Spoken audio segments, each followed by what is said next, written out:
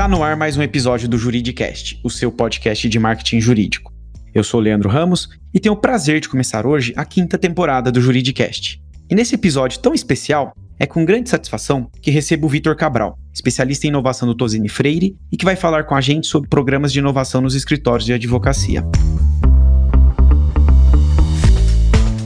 Vitor, seja muito bem-vindo ao Juridicast. Obrigado, Leandro. É uma honra poder abrir a 5ª temporada do Juridicast. Muito obrigado pelo convite. Espero que não seja a única vez que a gente venha conversar, que seja a primeira de muitas, e que o bate-papo de hoje consiga atingir os objetivos de levar a discussão da inovação jurídica e da tecnologia jurídica, enfim, dessas mudanças no mercado que a gente tem visto agora, para o maior número de pessoas. Prazer é meu tê-lo aqui, Vitor. E para a gente já entrar no tema, a advocacia vem passando por profundas transformações, né? E o discurso de inovação, ele está cada vez mais presente na fala dos advogados. Mas vejo muita conversa sobre inovação ser pautada por tecnologia.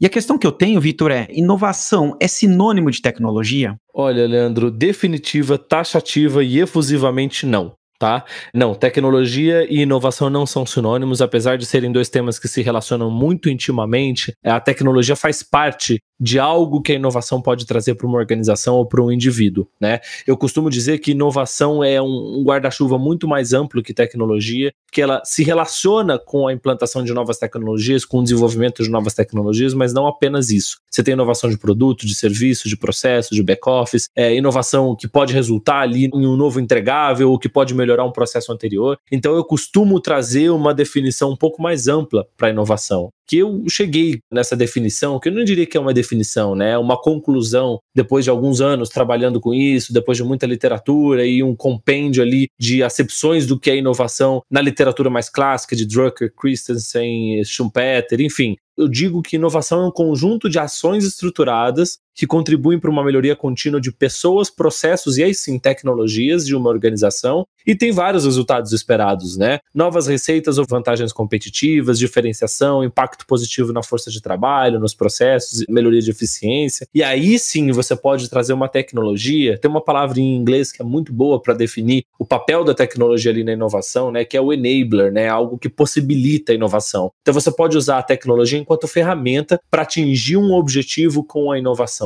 Isso é tão verdade, inclusive para o mundo jurídico, Leandro, porque um dos livros mais importantes de inovação jurídica, que é o Tomorrow's Lawyers, do Richard Susskind, ele é muito citado. Ele traz 3 fatores de mudança no mercado jurídico que foram observados nos últimos anos e ainda serão observados nos próximos. Ele fala da liberalização, ele fala do dilema, né, do desafio do mais por menos, e ele fala assim da tecnologia, ou seja, ele coloca a tecnologia como um dos fatores de mudança. Mas a gente tem que olhar para as mudanças que o mercado jurídico sofre hoje em dia de uma maneira muito mais ampla. Então, Vitor, baseado no que você respondeu, quem contrata ferramentas como soluções de Big Data, inteligência artificial ou jurimetria está efetivamente inovando? Depende, e depende muito de quem é esse quem que você colocou aqui na pergunta, né? Ok. Depende se é uma organização que precisa desse Big Data, da inteligência artificial e da jurimetria no seu serviço, assim como ela precisa de qualquer outra iniciativa de inovação. E o que determina se isso é uma inovação ou não, né? Se tem um impacto positivo naquela organização, naquela pessoa, se é realmente algo que vai fazer a diferença. E aí, para você chegar a essa conclusão, você primeiro precisa olhar para suas demandas internas, se você realmente tem essa necessidade. E, mais além disso, se o seu cliente vai perceber essa mudança, né? Se ele vai falar assim, putz, isso aqui é uma coisa que vale a pena eu contratar esse escritório, contratar esse advogado, porque ele está usando Big Data, porque ele está usando IA, porque ele está usando jurimetria, enfim. E aí você chega na conclusão de que isso é uma inovação ou não, né? Se você está melhorando um processo seu e se seu cliente está percebendo, sim, é uma inovação. Se não, você está só escolhendo uma tecnologia para implantar, que pode gerar até um impacto mínimo ou interessante lá na sua organização, mas não necessariamente a gente pode dizer que é um projeto de inovação. Legal. E podemos afirmar hoje que as empresas, inclusive os escritórios de advocacia, estão mais preocupados com a solução final dos problemas do que realmente entender o problema? No fim, será que estão buscando uma fórmula mágica? Na verdade, Leandro, eu não resumiria a resposta a essa pergunta a somente os escritórios de advocacia ou somente o mercado jurídico. Perfeito. Né? O ser humano ele é apaixonado por soluções. Se você digitar startup no Google, ou se você digitar legal tech ou law tech no Google, os resultados, a gente pode até fazer o teste aqui, quem está escutando a gente faz esse teste, coloca lá no Google ou em qualquer outro buscador e abre em notícias, a aba notícias. Faz a pesquisa de startup. qualquer resultado que aparecer, pelo menos nas primeiras páginas, vai dizer respeito a algo que a startup oferece, não ao problema que ela resolve. Então, startup XPTO lança produto que faz tal coisa. E não é um problema que ela resolve, é o produto. E aí você olha aquilo e fala, nossa, isso é maravilhoso, quero implantar, quero ter. Só que não necessariamente você está alinhando com o que você precisa. E é esse o grande desafio de um profissional de inovação. É mapear as demandas internas, mapear os problemas internos e responder essas demandas, esses problemas, com tecnologia ou com qualquer outra mudança. Seja ela de processos, de metodologia, de gestão, enfim. Ou seja, não é que os escritórios estão mais preocupados com a solução dos problemas do que realmente entender o problema. Não é isso. É que o ser humano tem uma tendência a ir direto na solução. Então, voltando na pergunta 2, né? Você perguntou, quem contrata inteligência artificial está inovando? Não sei dizer. Porque, primeiro, depende da pessoa, e segundo, né, realmente a inteligência artificial resolve um problema daquela empresa, daquele escritório, daquela organização em geral. Se ele resolver um problema, tudo bem, aí sim vale a pena trazer. Se não, você está só trazendo uma tecnologia que é bacana, é legal, ela pode ser até interessante, mas ela não vai gerar nenhum impacto, né? Então, realmente, antes de você escolher as soluções, antes de você decidir quais soluções você vai implantar, você precisa fazer algo que em inovação a gente chama de diagnóstico. Vamos fazer o diagnóstico aqui, naquela área, naquele escritório, naquela organização, e entender quais são os problemas e como você vai resolver eles. E a partir daí você define qual tecnologia você vai trazer, se for um caso de tecnologia, ou qual processo você vai ajustar, qual estratégia você vai adotar para resolver aquela demanda, aquele problema que você identificou, que foi trazido para você, e aí sim você realmente engata um projeto de inovação. Então eu não diria, resumindo aqui minha resposta, né? Eu não diria que os escritórios de advocacia estão preocupados com a solução dos problemas, mais do que entender o problema em si. Isso é algo que a gente precisa se policiar a fazer enquanto humano, é se apaixonar pelo problema e não pela solução, porque a solução pode vir de diferentes formas. Então, quando eu vejo uma Lawtech ou uma Legaltech chegar para mim e falar assim, olha, eu consigo gerar um documento X em 6 segundos, esse documento que geralmente você leva 15, 20 minutos para fazer. Legal, o ganho é grande mesmo no produto, mas eu realmente vou aplicar aquilo? É um serviço que eu presto? Porque eu posso decidir por trazer só por maravilhar pela solução. E na realidade, às vezes aquela solução não resolve um problema que eu tenho. E com o que eu vou investir nisso, eu conseguiria resolver outros problemas. Então, realmente, o trabalho de inovação ele é muito mais de entender os problemas e as demandas internas do que de trazer a solução propriamente dita. Legal, Vitor. E falando agora um pouco da sua experiência no Tozini Freire, o que é o programa Think Future do escritório? Legal. O programa Think Future ele foi lançado em 2018 com o objetivo de promover a mudança, a inovação no escritório, né? E ali a gente coloca a inovação como um sinônimo de transformação digital, mas também de mudança de cultura. O Think Future ele representa ali o clímax mais recente de uma série de inovações que o escritório vinha aplicando. Então a gente foi o primeiro escritório, por exemplo, a ter grupos setoriais, o primeiro a ser 100% open space. Desde 2006 a gente é open space 100%. Foi o primeiro a ter foreign desks, a ter algumas práticas inovadoras, tanto de tecnologia quanto de compliance. Foi o primeiro escritório full service a ter uma área específica de startups e inovação e fomos também a primeira organização a implantar um programa de inovação em 2018. Ele foi resultado de alguns anos de contato com o ecossistema de inovação no Brasil. A gente teve muitas parcerias com agentes importantes do ecossistema que representavam startups, como aceleradoras, associações e tal. Isso nos deu ali uma experiência muito bacana em como esse ecossistema de inovação opera, quais são as expectativas de um empreendedor. E aí, a partir daí, a gente achou interessante colocar uma área de startups de inovação de pé, que foi fundada em 2016. Foi nesse momento que eu entrei no escritório, né, para ajudar o desenvolvimento dessa área. E a partir daí, essa mesma área começou a assumir uma função meio que dupla. Enquanto a gente prestava assim, serviço jurídico para empresas inovadoras, o que a gente via lá de interessante, a gente buscava trazer para o escritório. Então essa área, que era uma área jurídica, passou também a assumir um papel de hub de inovação interno, até que em 2018 a gente optou por fazer uma revisão estratégica disso, né, e segregar. Hoje a gente tem uma área de tecnologia e inovação que é formada por 13 sócios diferentes, tá? Eu até atendo alguns clientes ajudando esses sócios quando é um cliente de base tecnológica, uma startup, ou um caso de corporate venture, alguma coisa assim. Só que meu dia a dia hoje ele é permeado pelas iniciativas do Think Future, que é um programa dedicado a fazer a inovação acontecer no escritório. A gente fala que é um programa de inovação interna, pero no mucho, porque a gente tem alguns componentes que são externos, né, como interação muito grande com o ambiente acadêmico, com parcerias que a gente realiza, participação em eventos, ou seja, tem um componente externo, mas ele é voltado para promover a inovação dentro de Tosini Freire. Tem sido um sucesso. A gente desenhou a tese do Think Future com base em 6 eixos de transformação diferentes, né, que é o Spaces, Events, Culture, Tech, Partnerships e Academy, que funcionam no sistema de pesos e contrapesos. Então, se a gente está com algum problema, por exemplo, na implantação de uma nova tecnologia, às vezes a gente tem que fazer um treinamento mais cultural para a gente ensinar ali o valor daquela tecnologia para o advogado. Então, um eixo responde aos déficits do outro, e isso tem funcionado muito bem. A gente acabou de completar 2 anos do programa, agora dia 13 de setembro, e esperamos que ele ainda dure muito tempo. Bacana, Vitor. Então a gente pode dizer que o Think Future é um projeto que não é só da área de inovação, e ele permeia todo o escritório, correto? A ideia de ter um programa de inovação, né? Primeiro a gente teve uma inteligência para tentar fazer com que isso fosse algo interligado a todas as áreas do escritório, jurídicas e não jurídicas. E isso veio, por exemplo, de algumas iniciativas em que a gente pensava da seguinte forma: não vamos ter um time de inovação, vamos trabalhar por squads, né? Então hoje, se a gente tem algum projeto para ser implantado, vou dar um exemplo pontual aqui, tá? O Visual Law, que é uma das coisas que a gente vem desenvolvendo muito bem lá no escritório, que é trazer design gráfico para documentos jurídicos. E ali o squad ele é composto por um sócio de contencioso, eu ali olhando mais pela área de inovação, a gente tem os designers gráficos que ajudam a gente nesse processo, que são parte da área de comunicação. Enfim, a gente tem um grupo multidisciplinar que atua nesse projeto de Visual Law e ajuda ele a rodar. E assim como todos os outros projetos de inovação. Então, a gente não quer ter uma área inovadora, a gente quer que Tosini Freire seja um escritório reconhecidamente inovador.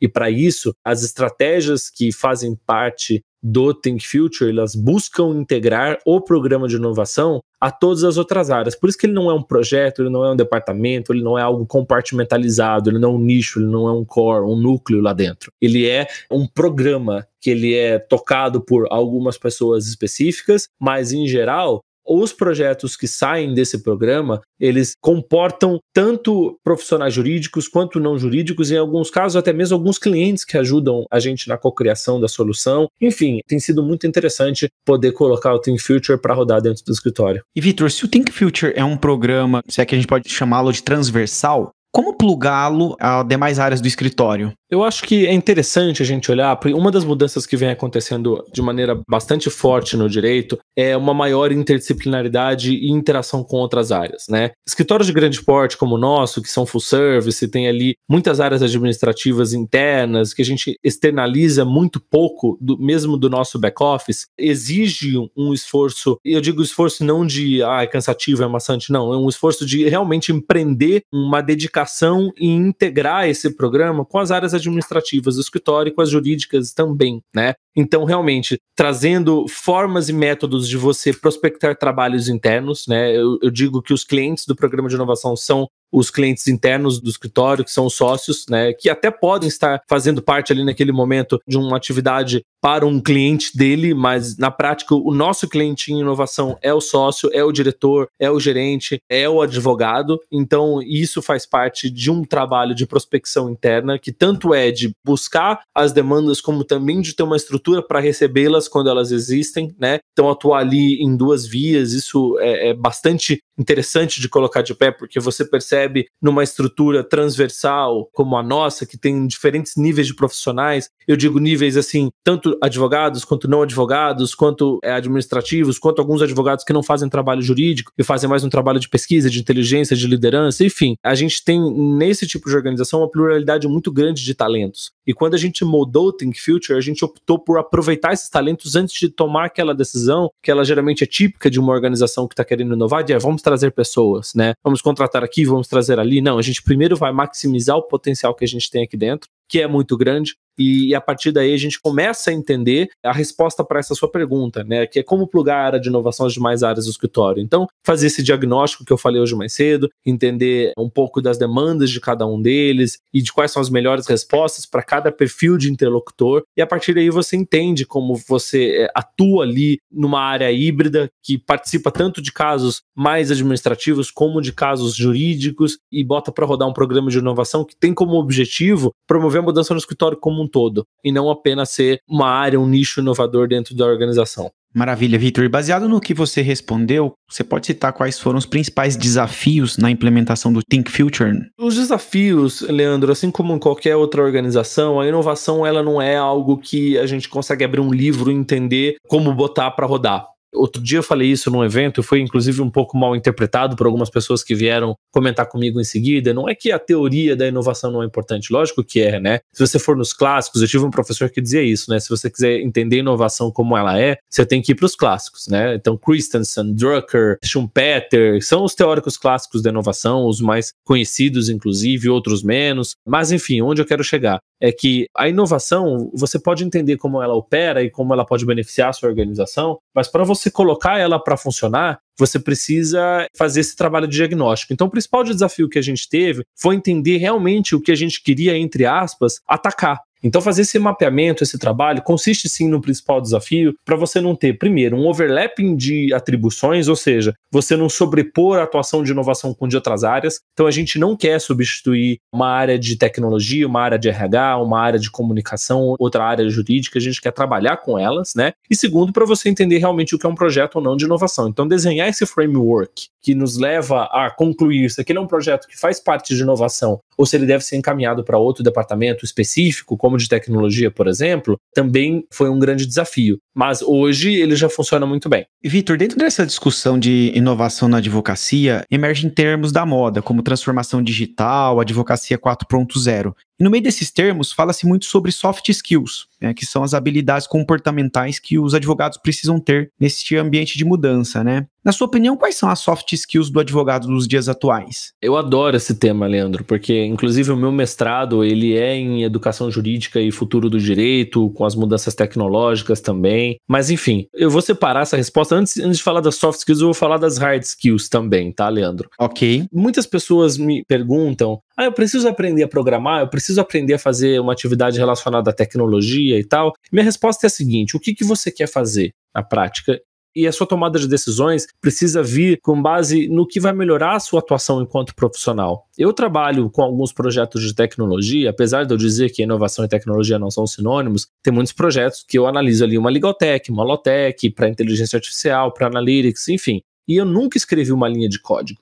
Nunca escrevi. Então eu não sou um programador, eu não sei programar, não quero ser um programador, não é isso que vai me fazer um melhor profissional. Por outro lado, eu trabalho com muitos projetos, então ao escolher um curso, uma forma de aprimorar o meu desempenho, minha carreira, eu fui e tirei uma certificação em Scrum, mais recentemente agora em junho, porque eu senti ali uma necessidade de uma gestão de projetos mais eficiente, mais organizada, e eu não tinha esse skill. Então, as hard skills do advogado, não só do futuro, mas também esses do presente, também envolvem não somente hard skills tecnológicas, né? Mas sim, gestão de projetos, tecnologia sim, mas não é o único, marketing, redes sociais, você ter uma perspicácia no negócio, comunicação, conhecer o business do cliente. Isso é importantíssimo para o advogado hoje e é algo que pode ser ensinado. Já quando a gente vai para soft skills, as coisas mudam um pouco, tá? Porque as soft skills, muito dificilmente, elas conseguem ser ensinadas, né? A teoria, a prática, tem muita literatura que comprova isso, de que as soft skills precisam ser experienciadas, né? Elas precisam ser vividas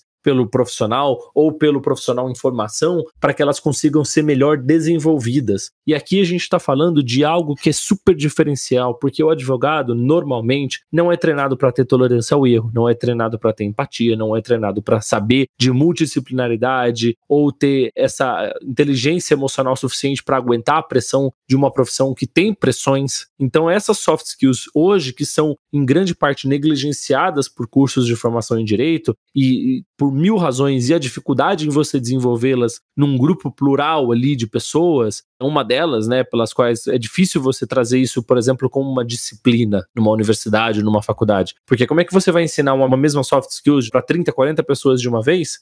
E essas 30, 40 pessoas, cada uma tem sua personalidade, tem sua experiência, tem sua vivência, tem uma maturidade diferente. Hoje tem uma pluralidade enorme de idades numa faculdade, né? Então é difícil você colocar isso como uma disciplina, então a estratégia de ensino, de treinamento se torna mais difícil. Então eu diria que as soft skills hoje elas são habilidades fundamentais para advogados, ainda mais que hard skills. E elas são, na maior parte das vezes, negligenciadas pela sua dificuldade em treiná-las, né? Mas elas são cada vez mais fundamentais. E sobre elas, eu recomendo a leitura de um livro muito bom, da professora Michelle De Stefano. O livro, infelizmente, ainda está só em inglês, mas ele pode ser adquirido em e-book na Amazon, você não precisa comprar a cópia física. E ali ela traz o que ela chama de delta das habilidades dos advogados, né? O livro chama Legal Upheaval. Nesse delta, ela propõe que a expertise jurídica, a base jurídica, que é saber colocar as leis em prática e atuar como advogado, ela é a base da pirâmide. Você começa a se diferenciar com hard skills diferenciadas, como gestão de projetos, tecnologia, liderança, feedback, o que ela chama de habilidades concretas, organizacionais, de serviço e tecnológicas.